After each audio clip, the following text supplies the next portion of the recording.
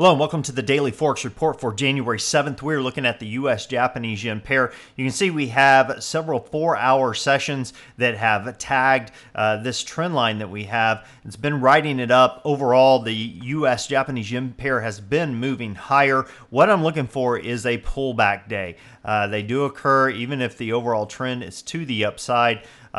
Typically, what we see is that it pulls back for a decent little profit. Now, where are we looking for it to drop down to? Looking for basically a break of this trend line to the downside and then for it to drop down.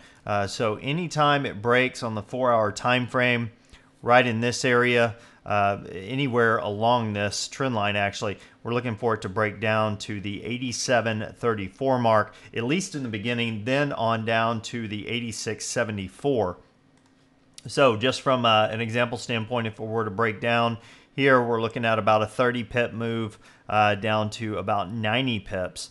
So depending on where it goes, the more time that elapses between the break of that trend line and the move to the upside, it allows for more room, more potential profit. If it takes a little bit, we could use a risk reward of 1-to-1 here and put it at 63 if it breaks it a little bit further. But here again, I'd probably use about a 43 pip right above this area. So depending on the market action during this next session, that's going to be key, is to watch the market action on the U.S.-Japanese yen pair over the next couple hours. Now, you can drop down to the 15-minute time frame just to kind of get a different view of that, kind of what it looks like.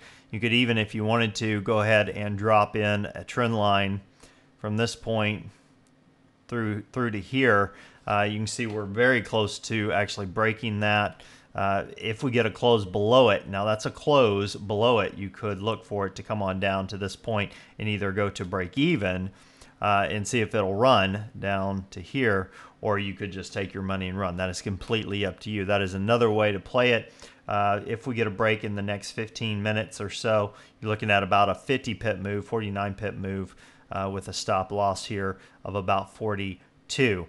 Now, something else, just noticing on the 15-minute, we have a triple top that's formed 1, 2, 3 times here. If we get a break above that, look for it to rocket to the upside, and there's nothing really there for it to do but move higher at that point. If it breaks through it and closes above it, putting a stop loss below this trend line, wherever it is, that would be the other play to look for if this pair continues to the upside. We've had several days up. The direction overall has been up. So look for a pullback. And if it breaks this trend line or on a little bit longer time frame, breaks this lower one, look for it to head down. If it bounces off of it, look for a break to the upside. You could even, if you wanted to, if it hugs this trend line but doesn't ever break it, once you get several bars heading to the upside, look to enter and just grab that little chunk out of it too. Several ways to play this. Just depends on how much you want to risk and what you're looking for to the upside. If you're looking, if you do get a break of this triple top to the upside, I would look for it to head on up to the 80, 88, 95 area, right around in here, very, very quickly. Remember, as we go through a 50 area, 88.50, we could run into an area of resistance, but that's pretty much right here. When we're looking at it, this high is at 88.38, so we should have several pips, at least 10, before we hit that area and give you a little bit of room to go to break even. Well, that pretty much wraps us up for the charts. Now, as far as our news announcements for tomorrow, we have the Eurozone Producers Price Index being released for November at 5 a.m. Eastern. Consensus on that one is that it has dropped from 2.6% down to 2.4%. So as far as our ranges go, let's jump over to the the 1 day time frame. Zoom in a little bit. We've already talked about the U.S.-Japanese yen to a pretty good degree, but let's go ahead and talk about ranges. Look for some resistance to the upside around the 88.50 mark and then up to 88.90 right around the 88.90 or 89.00 level. Look for some support around 86.75. Now let's take a look at the Euro USD pair. This pair closed up on Friday after dipping down.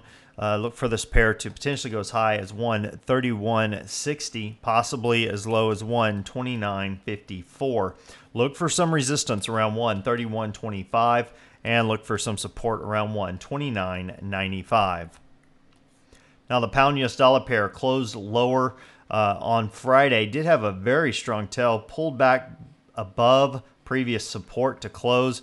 We are looking for it to potentially go as high and hit some resistance around 161.15 on a reversal, possibly moving down, hitting support around 160.05.